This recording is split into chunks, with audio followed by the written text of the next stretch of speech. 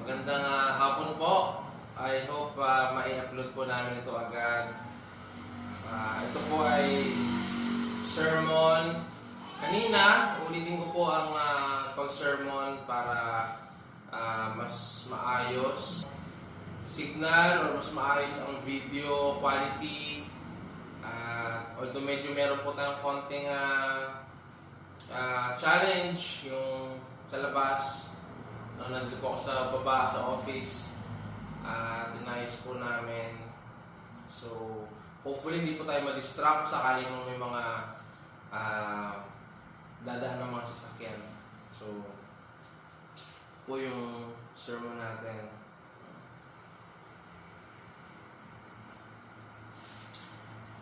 Meron na pong 1 million mahigit na confirmed COVID-19 cases. Isa po nakakalungkot na balita yan sa buong mundo. May mga masasaya din naman, kagaya ng dito po sa Valenzuela, meron ng mass testing na mangyayari sa mga PUI at sa mga PUM. May mga naipamigay na rin na relief goods from the city government at sa barangay. May pahabol din si Mayor na ipamimigay na relief goods para sa mga daycare center students. Praise God sa mga bagay po na iyan. Although, kung may mga masasaya, may mga mas nakakalungkot din. Nabukod na nga sa meron tayong nakakalungkot na COVID-19 sa mundo ngayon, ay lumalabas ang mga makasalanan ng likas ng mga tao. Meron po isang kapitan na iimbestigahan dahil parang kamag-anak at kakilala lang niya at mga kasama sa barangay hall ang nakalagay sa listahan ng mga bibigyan ng relief. Sa panahon ngayon, may pamumulitika pa rin na nangyayari.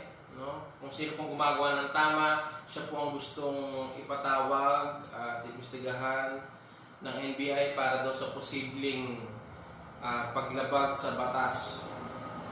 Medyo nakakalungkot yun. At mas nakakalungkot po, nakikita ngayon sa mundo na maraming mga nagpapakilalang Kristiyano o Kristiyanong simbahan ay may mga paniniwala na hindi umuobra sa sitwasyon ngayon. Good thing pa rin kasi nakikita ang mga mali nila at sana matauhan sila at makonvict sila na marami silang nilolokong mga tao at nadadamay ang mga nangangaral ng tama. And I hope sa mga ipapakita kong mga pangalan at mga churches ay sana yung mga naniniwala sa kanila ay matauhan din na sila ay turo ng mali. Churches and church leaders that show grave mistakes in their faith and practices. Actually, ang iba pong mga pastor, binansagan na talaga sila at kung makapapakita ko ng mga false prophets and false Christians. Ako naman po, hindi ko naman sila agad kumbaga hindi ako magsasalita ng tapos na sila ay mga false nga. Pero nakakalungkot kasi yung mga ginagawa nila ay papunta na doon. No?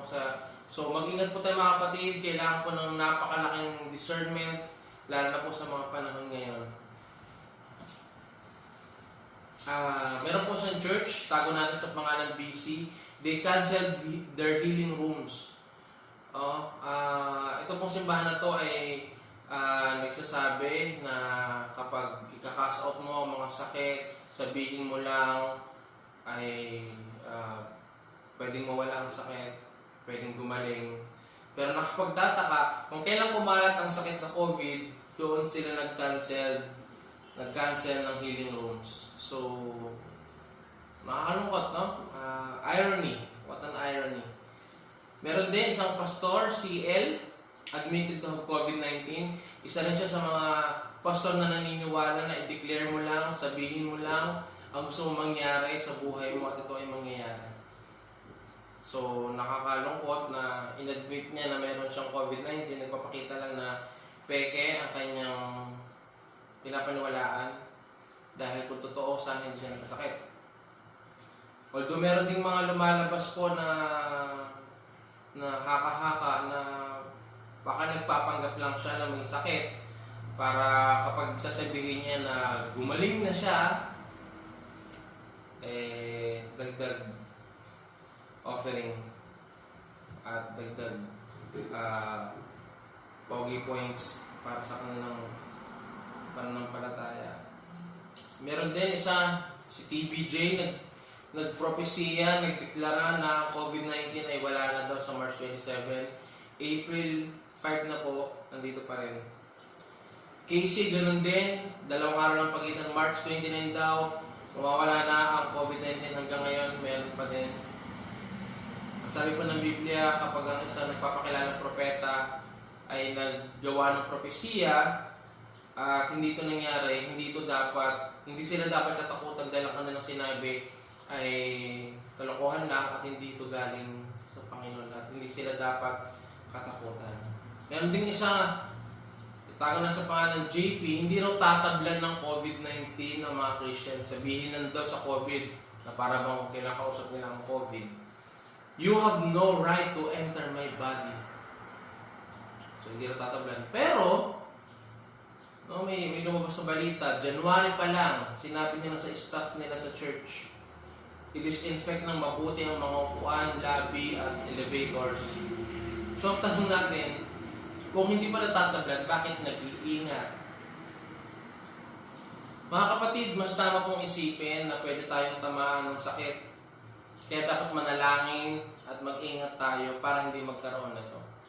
Pero kung nag-ingat ka na at nagkaroon ka pa rin ng sakit, tatandaan po natin that pain is universal. Pinahintulutan po yan ng Panginoon at may purpose siya dyan. Gamitin mo ang pain na yan as an opportunity to praise Him. Nakakalungkot din po ang mga bagay na ito dahil ito pong lumipas na week, may naglalabasan na naman ang dami sa social media mga bagay na hindi totoo. Nakakalungkot din po. Bakit? Kasi mali po ang pagkalat ng fake news. Ang lumabas sa fake news, mag-stock na kayo kasi mag-total lockdown na next week. Yung next week po na yan this week na yan ay yung nakaraang linggo pa at hindi naman nangyari ang total lockdown. Mali din po ang pagkalat ng mga chain messages na mukhang godly. Something like this. Sasagutin ko ang inyong panalangin, sabi raw ni God. Ipasa mo ito sa 10 tao para makatanggap sila ng blessing. Huwag mo puputulin ng blessing. Mga kapatid, hindi po ganito kumilos ang Panginoon. Kapag po diniklara ng Panginoon, mangyayari talaga.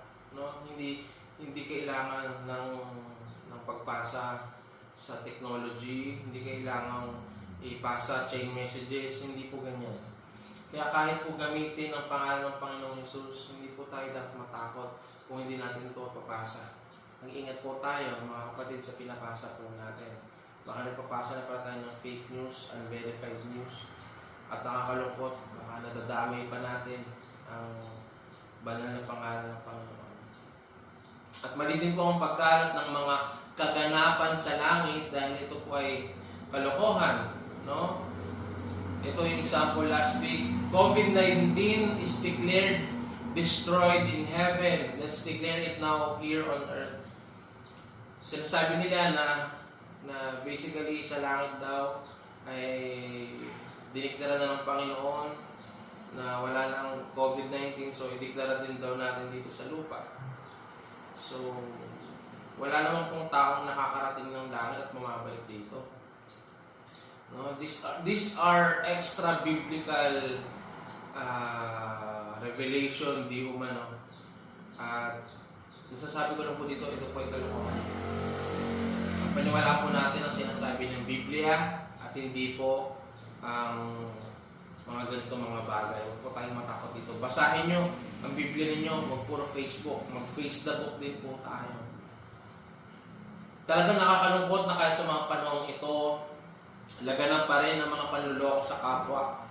Nakadaragdag lang ang mga ito ng sakit sa isip at kalooban ng mga tao. May pinagdaraanan na nga tayo tapos ganito pa. Kaya pag-usapan po natin, pinamagatan natin, Lord, it hurts. The biblical truths about pain and sufferings.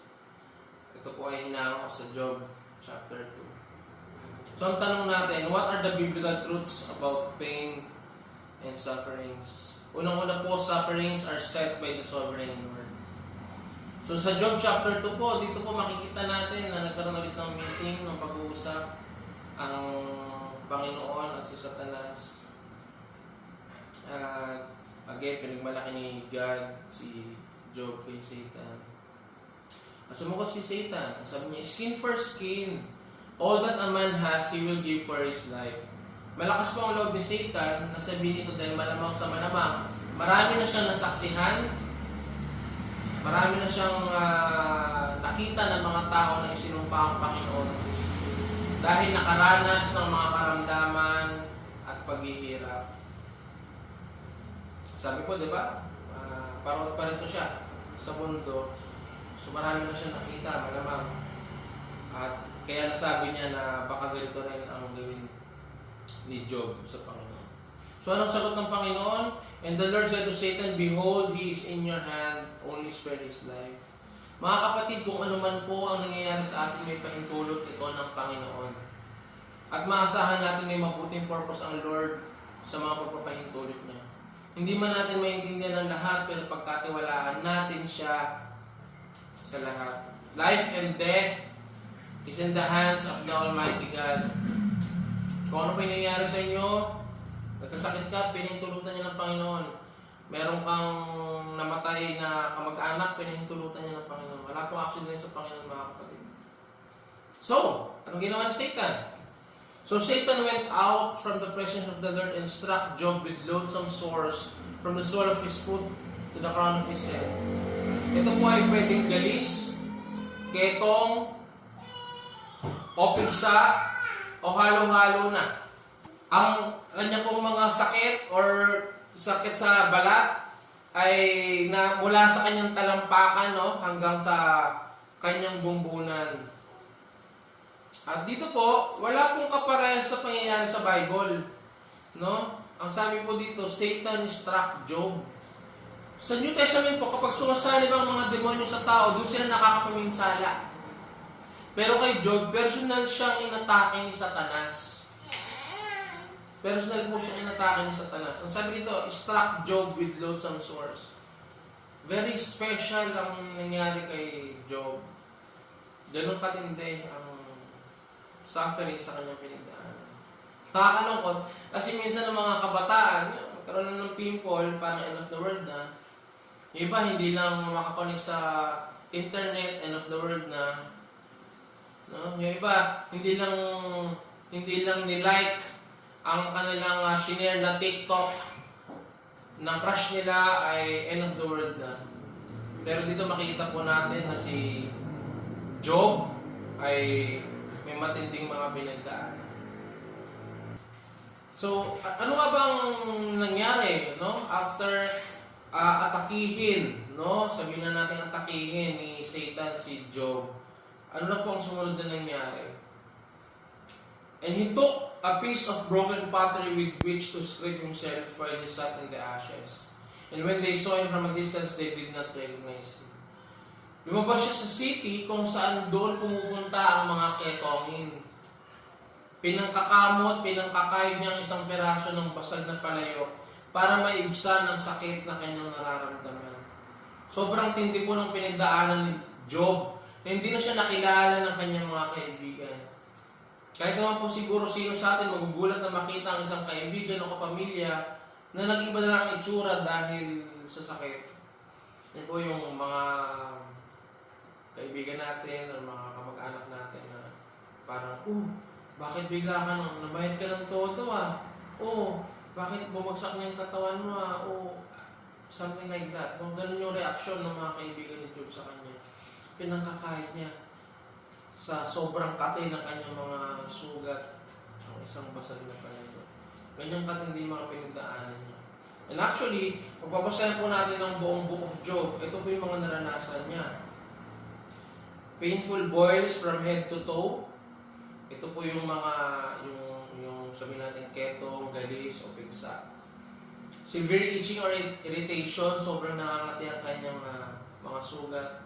Great grief, yung kalooban niya, nag-suffer din. Lost appetite, wala po siyang gana. Sobrang discomfort na nararamdaman niya. Hindi na rin siya makatulog sa gabi. Itong nakakalungkot, no? yung kanya pong mga sugat ay inuuod na, pasintabi po sa mga kumakain. At puno na rin ang alikabok ng dumi. Lumalabas siya ng mga nana sa kanyang mga sugat. Nagkaroon na rin siya ng mga hallucinations. Nabubulok na po ang kanyang balat. Kumukulubot na siya. Sobrang baho na ng kanyang hininga. Hindi matapos na kirot.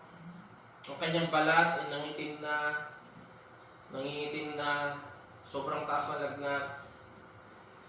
At dramatic weight loss.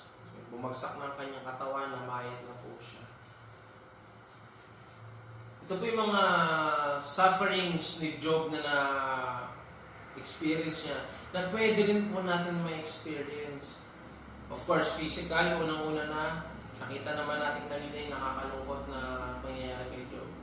Na-imagine lang po natin sa dami nun, no? Parang may tao pala na nakaranas ng ganung katinding sufferings. Kung ikukumpara natin yung mga nararanasan natin ngayon, walang-wala pa. Dahil siguro naman sa atin, wala pa po siguro nakaranas ng lahat ng yun ng sabay-sabay. Pangalawa, he suffered socially. He sat down in the ashes, place of lepers outside the city. Alam yun, kailangan niyang humiwalay din sa kanyang asawa, sa kanyang mga kaibigan. Kaya sa atin po, no, please stay at home kung hindi naman po kailangan lumabas. Kung hindi po bibili ng pagkain at ng gamot, please stay at home. Yun, nabalita ko po, nabasa ko sa Facebook na yung mga pasyente ng COVID ay mahihiwalay talaga sa kanyang mga mahal sa buhay. Hindi ka pwedeng dalawin sa ospital. Gagamutin kang mag-isa, mamamatay kang mag-isa. After cremation, yung mga abo mo doon na lang ibabalik sa iyong mga kapamilya. Si Job, he suffered socially. Ganyan din po yung nararanasan ng mga COVID patients natin. Makakalungkot. Pwede rin po tayong makaranas ng emotional sufferings. Sa mga susunod po na verses, si Mrs. Job, tinukso niya ang kanyang sariling mister na magkaroon ng pagkakasala laban sa Diyos. Mahirap, no? Sabi mo, mahal mo sa buhay, asawa mo, tapos tinatem ka laban sa Panginoon. So, nagsasuffer din ang kanyang kalooban. Yung kanyang moral, sa mga susunod po na chapters, his friends accused him of unconfessed sins and pride. Na kaya daw siya nakakaranas sa mga matitinding bagay na yun dahil meron daw siyang kasalanang itinatago na hindi pa kinukumpisal. At kung sinabi ni Job na wala, ang sabi naman ng mga kaibigan niya, o tinan mo, ma-pride ka pa. Something like that. So yung kanyang moral suffered din. And of course, spiritual, nag-suffer din. Bakit? Kasi dumating din po sa point na dahil sa sobrang sufferings and pain na nararanasan niya, he doubted God's wisdom and justice. Basically, sinasabi niya parang hindi niya deserve yung mga bagay na gano'n. Mga kapatid, we are not immune to sufferings. Sa iba't ibang paraan, pwede tayong makaranas sa mga paghihirap. Hindi mo pwedeng sabihin na mabuti ka naman, exempted ka. Hindi. Si Job, nakita po natin, mabuti siyang tao. Hindi perfect, pero mabuti siyang tao. To the point na, pinagmamalaki siya ni God, ni Satan. Sa iba't ibang paraan, pwede po tayong makaranas sa mga paghihirap. Physically, socially, emotionally, yung sa ating moral, and of course, spiritually. Pero sana po sa mga pagkakataong nakararanas tayo ng alinman sa mga paghihirap na ito, manatili tayong matatag sa Panginoon. Tandaan natin ang katotohanan na ang lahat ng sufferings ay may pahintulot ng Panginoon. Magtiwala po tayo sa Kanya. Pangalawang katotohanan tungkol sa sufferings, sufferings are soul reflectors of man. Sabi ng iba, masusukat mo ang karakter ng isang tao kapag binigyan mo ng kapangyarihan. At may katotohanan doon, I agree with that. At masasabi ko naman po ngayon na masusukat natin ang pananampalataya ng isang tao kapag binigyan mo na ng paghihirap. Dahil marami, bumibitaw na sa Lord kapag may paghihirap na dinaranas. At ganyan po nangyari kay Job at sa kanyang asawa, no? Dahil sa sufferings, na-reflect yung nilalaman ng kanilang kalooban, ng kanilang pananampalataya. His wife said to him, "Do you still hold fast your integrity? Curse God and die." Pagpasensya niyo na po, may mga pagkakataon po talaga na ang mga babae ang gumagawa ng tukso o panluloko sa asawang lalaki. Sa Biblia po, ng mga ilang examples niya, si Eva, so ng kanyang mister. Si Sarah, sa ating pong binasa, no? This last week, sabi niya, dahil hindi siya magkaroon ng anak, sabi niya sa mister niya, "Honey, meron akong alipin dyan, si Hagar, asawahin mo muna, sipingan mo, nang sa ganun ay magkaroon ako ng anak sa pamamagitan niya." So, nag-guess itong si Abraham at nung may nangyari sa kanila at nagbuntis sa si Hagar, itong si Hagar, pinagmamalakihan naman na niya yung kanyang madam, no? Itong si Sarah. So, siyempre, hindi natuwa si Sarah, bumalik siya kay Abraham at sinabi niya sa kanyang mister na, "Tingnan mo anong ginagawa ng Hagar na yan, pinagmamalakihan na ako." So, idea ni Sarah, pumayag si Abraham, nung nangyari na at hindi okay ang sitwasyon, bumalik na naman si Sarah para bungangaan si Abraham at ang sabi na ni Abraham, siguro natulilib na sa kanyang pag-iingay. Sabi na ni Abraham, "Okay, fine. Alipin mo siya, do whatever you want." Si Rebecca, no? Yung asawa ni Isaac, niloko si Isaac, niloko ang panganay na anak, inutusan pa or tinuruan pa ng mali ang kanyang paboritong anak na si Jacob. So, maraming nangyayari. At ngayon, ang misis ni Job, naging source ng panluloko at ng tukso sa asawa. So, ibig na makatulong spiritually and emotionally, naging mabigat pa. Mga misis, huwag po ninyong gagayahin ang mga pagkakamaling nagawa ng ilang babaeng karakter sa Biblia, okay? Hindi po porke nakalagay sa Biblia ay gagayahin na. May mga bagay po na kailangang gawin at may mga bagay din po na nakalagay sa Biblia as an example sa mga bagay na hindi dapat gayahin. Matuto po tayo sa mga pagkakamali nila. Dito nakita po natin ang panunukso at panuluyan ni Mrs. Job kay Job na imbis na magpalakas si Mrs. Job ng kalooban at pananampalataya ng kanyang mister, mas gusto pa niyang mamatay na lang si Job sa pamamagitan ng pagtalikod at pagbabastos ni Job sa Panginoon. Basically, sinasabi niya, tumalikod ka sa Panginoon, blaspheme God, at kung magalit siya, patayin ka na niya, at least patay ka na, hindi ka na naghihirap, at ako ay hindi na naghihirap. Parte na rin yun. Siguro, papagod na si Mrs. Job or nabibigatan din siya, ayaw niya ng pahirap, kaya niya nasabi yan. Tinukso niya ang sarili niyang mister. Kaya mga misis, wag po sanang kayo pa ang nanunukso sa mga mister niyo para gumawa ng kasalanan laban sa Diyos. Of course, ganoon na rin po. Sa mga mister, wag po kayong maging sanhi ng tukso na makagawa ng kasalanan ang inyong mga misis sa Panginoon. Nakakalungkot pero marami sa mga nagsasabing mananampalataya sila ay handang talikuran ng Panginoon kapag hindi na okay ang lahat o kung hindi na sumasang-ayon sa kanilang paniniwala ang mga nangyayari. Sana po tayo ay manatiling tapat sa Panginoon. Ito yung sagot ni Job sa kanyang misis. "You speak as one of the foolish women would speak.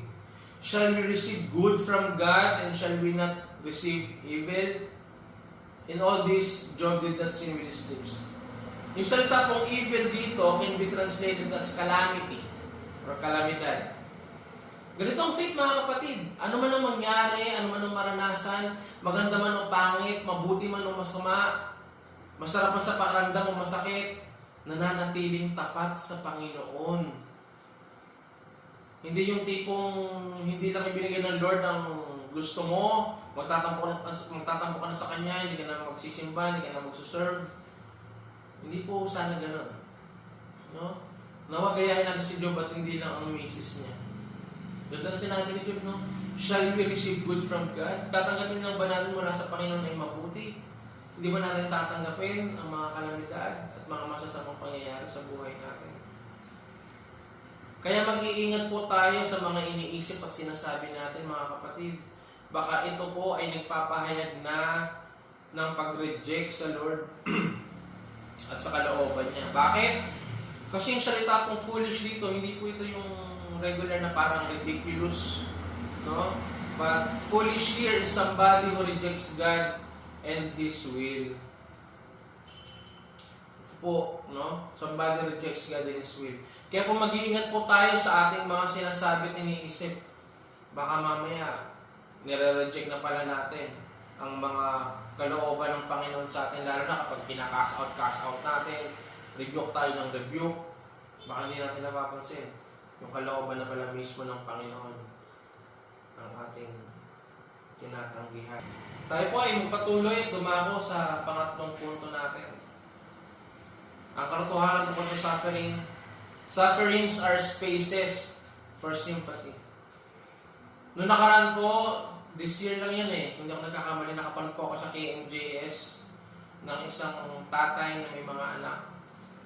At kung hindi po ako nagkakamali, 5 ang anak niya at isa lang po ang matino, isa lang po ang walang sakit.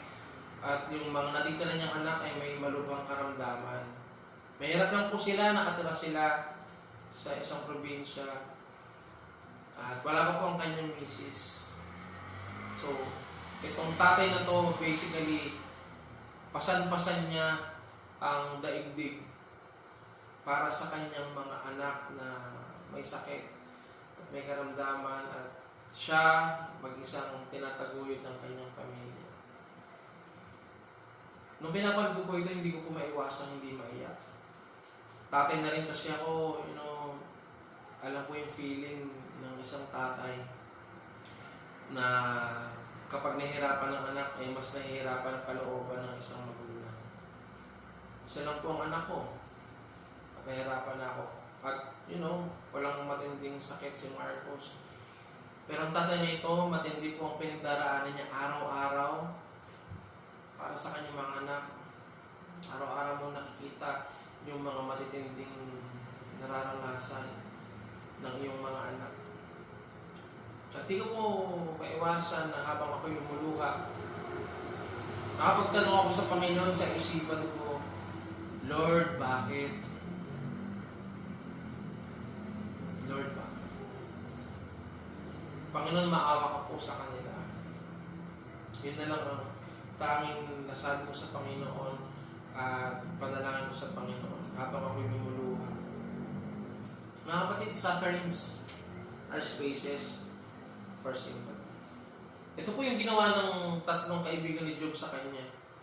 Na sa mga tagpong ito ay mas nagpamalas pa ng simpatya kay Job kaysa sa asawa niya mismo. Now, when Job's 3 friends heard of all this evil that had come upon him, they came each from his own place, Eliphaz, Bildad, and Zophar. They made an appointment together to come to show him sympathy and comfort him. Dito po, ang mga kaibigan ni Job nagpakita ng effort at ng time. Nag-set sila, nag-meet up sila para i-comfort si Job.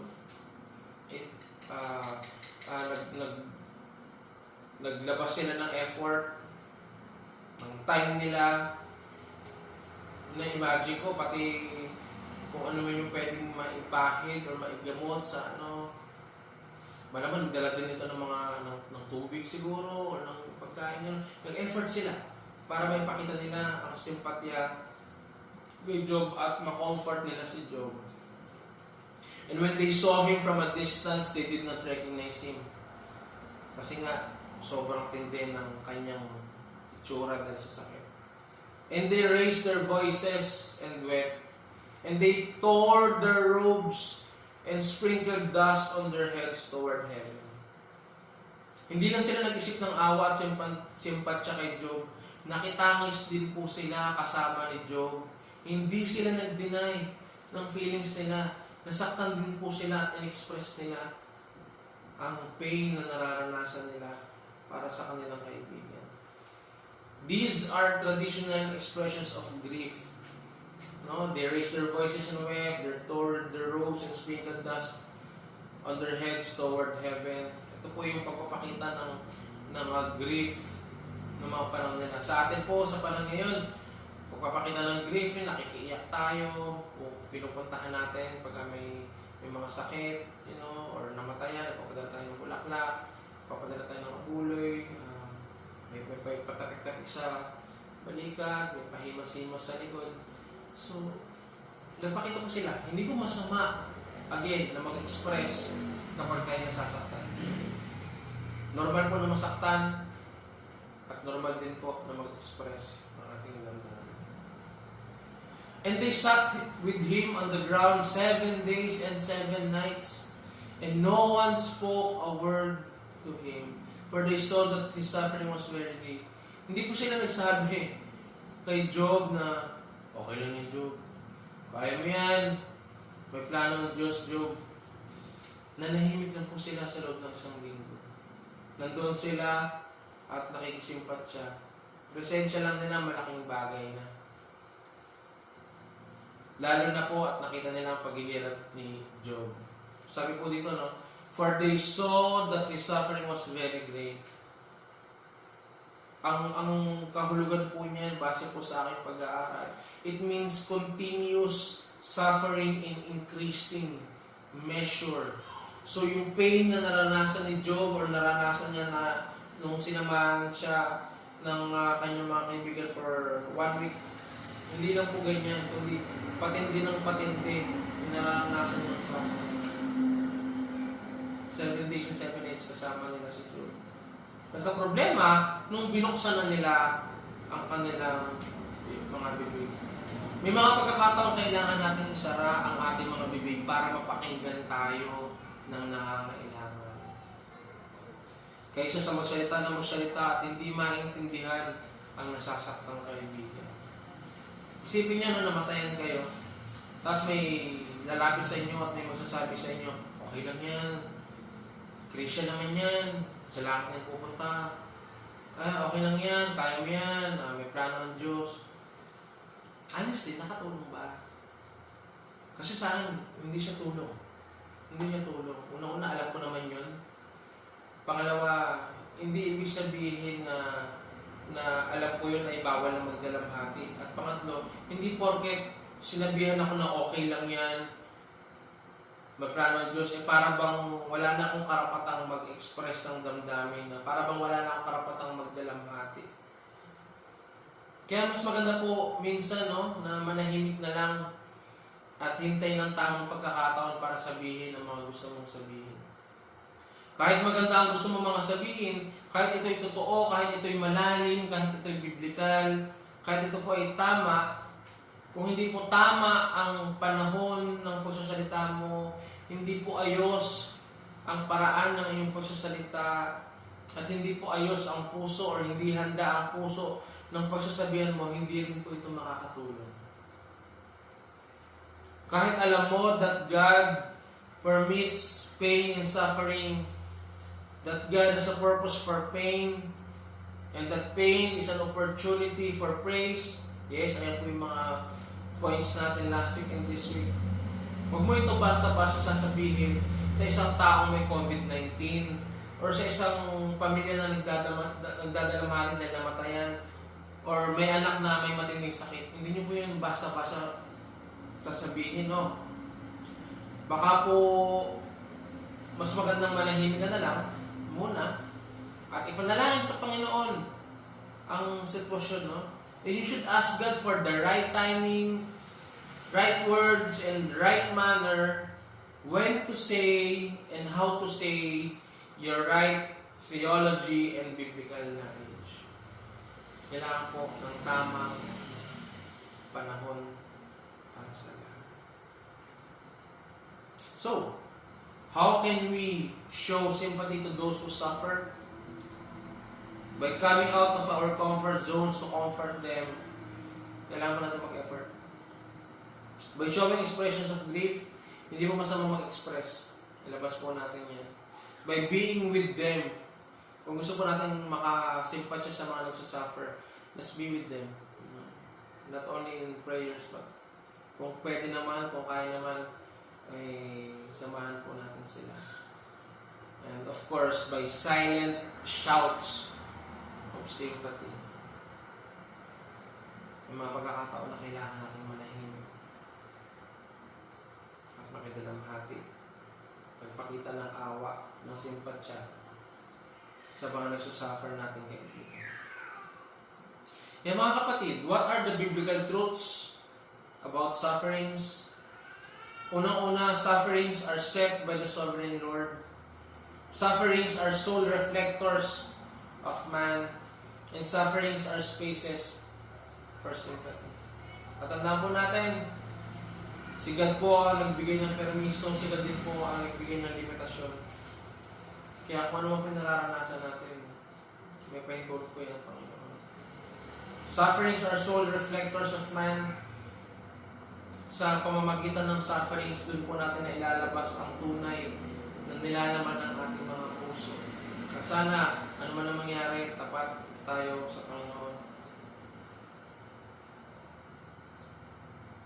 Meron pong sinabi ang isang theologian na si J.C. Ryle, isa po siyang pastor theologian. Sabi niya, sickness is meant to teach us that there is a world beyond the grave. And that the world we now live in is only a training place for another dwelling. Where there will be no decay, no sorrow, no tears, no misery, and no sin. Lahat po na nangyayari na hindi nakakatuwa, mga sufferings, pain, sicknesses, kasi nandito pa po tayo sa mundo na hindi perfect. At huwag po natin ipilit na maging perfect ang mundong ito sa panahon ngayon. Kasi sa mga Basyano po, we are citizens of heaven according sa Bible. And so dapat magkaroon po tayo ng tamang pag-asa at paniniwala sa Panginoong Hesus. At again, magkaroon po tayo ng pananampalataya sa Kanya. Kasi hindi ito ang ating permanent residence, kundi sa piling niya. Kaya huwag po tayong magtataka kung mayroong decay, may sorrow, may tears, may misery at may sin, kasi nandito pa po tayo sa lupa. Alalahanin po natin that there is a world beyond the grave. Sana po, sigurado tayo na kung mamamatay tayo anytime, ay sa langit tayo mapupunta. Nakasama natin ang Panginoong Hesus. Na sana nandito pa rin tayo sa lupa, ay namumuhay na tayo para sa Kanya. No? Na sana tinanggap natin siya sa buhay natin bilang Panginoon at tagapagligtas. Magpalain po tayo lahat, mga kapatid. Magpalain po tayo.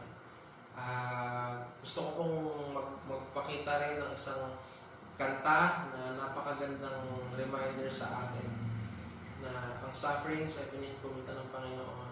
At kung ano naman po yung mga sufferings na pinagdaraanan natin sa buhay ngayon, sapat po yung kalakasan na binibigyan ng Diyos sa atin. Na hanggat buhay tayo, sapat ang kalakasan na nagagaling po sa Kanya. So, pagpalain po tayo ng Panginoon, ingat po tayo. God bless us.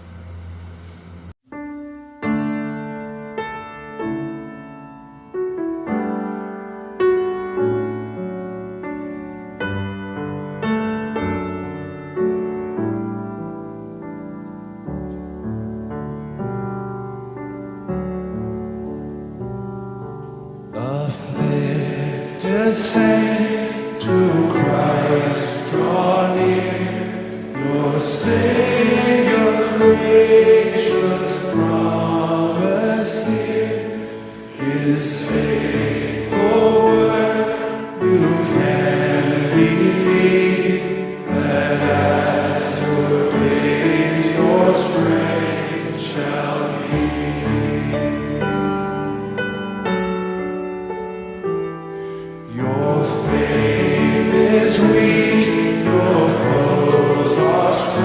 And if the conflict should be long, the Lord will make the tempter flee.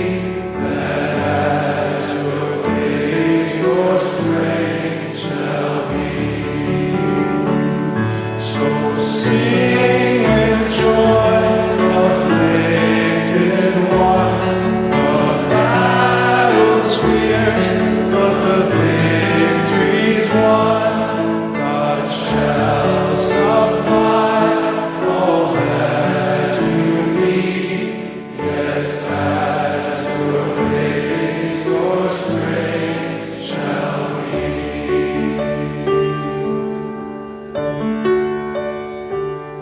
Should persecution rage and flame, still trust in your Redeemer's name. In fiery trials you shall see that as your days, your strength shall be. So sing with joy, afflicted one. The battle's fierce, but the victory's won. God shall supply all that you need. Yes, as your days, your strength shall be.